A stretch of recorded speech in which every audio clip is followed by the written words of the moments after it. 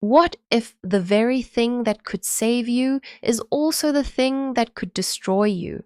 Maya was only a girl, but life had already turned her into a woman. After her mother's death, after the funeral tears dried and their father walked back to his real family, Maya stood in that small, dusty one-room apartment and made herself a promise: my sisters will never sleep hungry again.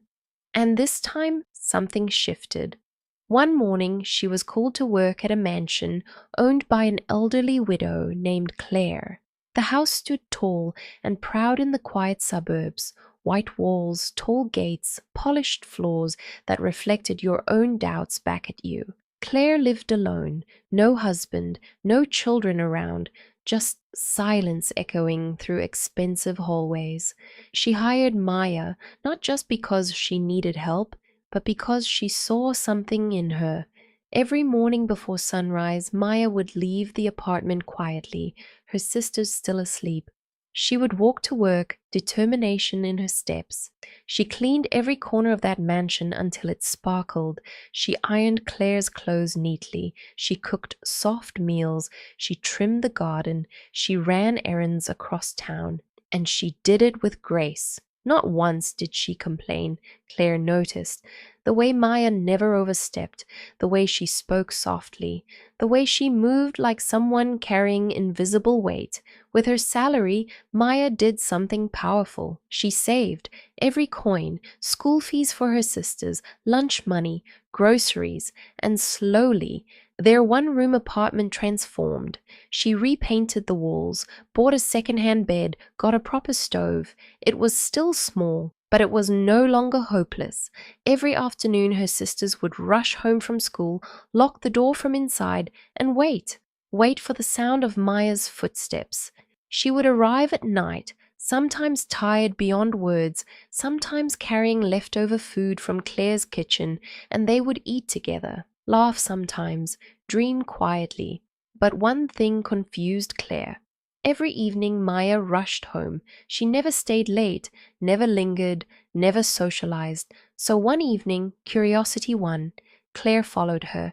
She watched Maya walk into the roughest part of town, into that small apartment, and she saw two little girls run into her arms.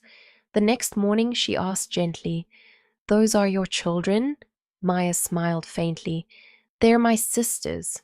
And for the first time she told someone everything: the cheating, the second wife, the scrap car, her mother's death. Claire's eyes filled with tears. "Move in here," she offered suddenly. "Bring the girls. There's more than enough space." Maya's heart almost leaped, but then fear whispered, "Big favors come with big prices." And Maya had nothing left to give. "I'm grateful," she said softly, "but we're okay. One day when I can afford something bigger, we'll move." Claire didn't push, but from that day she respected Maya even more. Now, there was someone else watching Maya too. They called him Rocky Joe, a street name, a dangerous name. Tall, muscular, tattoos crawling up his neck, the kind of man mothers warned their daughters about. He hung around the corner near Maya's apartment, and he noticed her long ago. The way she walked fast, the way she never looked at men, the way she carried groceries like she was carrying her entire world. One evening, he finally walked beside her. "You shouldn't be living here," he said casually. "You deserve better." She kept walking. "I can give you better," he added. "Be my wife. You'll have everything. No more struggle." Maya stopped. She knew who he was: drugs, crime, violence. Love wasn't on her list. Survival was. "I'm not looking for anything," she said firmly, "especially not trouble." Rocky Joe smirked. "My life is complicated, but I'd trade it for you." She didn't answer. Because temptation sounds sweetest when you're tired, and Maya was very, very tired. Now pause with me for a second. If this story is pulling you in, kindly follow, like, and comment where you're watching from. It truly motivates me to keep writing powerful stories like this. And tell me, would you choose the safe struggle or the dangerous shortcut? Now let's continue. Claire turned 60 that year, and for the first time in years she decided to celebrate.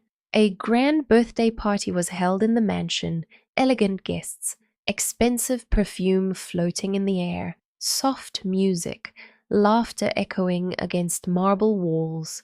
Maya worked tirelessly that night, serving drinks, adjusting decorations, ensuring everything ran smoothly. 3 women in particular noticed her: 2 elderly socialites and 1 younger, sophisticated woman. They whispered among themselves, "Who is that girl? She moves like she owns the place. She's special." But someone else noticed her too: Frank. He wasn't loud, he wasn't flashy. He stood in a tailored suit, watching quietly. Unlike the others, he didn't look at her like a maid. He looked at her like a person. At one point, Maya almost collided with him while carrying a tray. "I'm so sorry," she said quickly. "It's all right," he replied gently. "You seem to be the one holding this entire party together." She blinked. No one had ever said something like that to her. Later that evening, Claire introduced them properly. "Frank is like a son to me," she said warmly. Frank extended his hand. "Maya." He didn't ask about her past. He didn't flirt carelessly. He simply smiled, and something unfamiliar stirred inside her. Hope or danger in a different form? Because sometimes the most life-changing storms arrive dressed in calm suits, and outside that mansion gate, Rocky Joe was watching.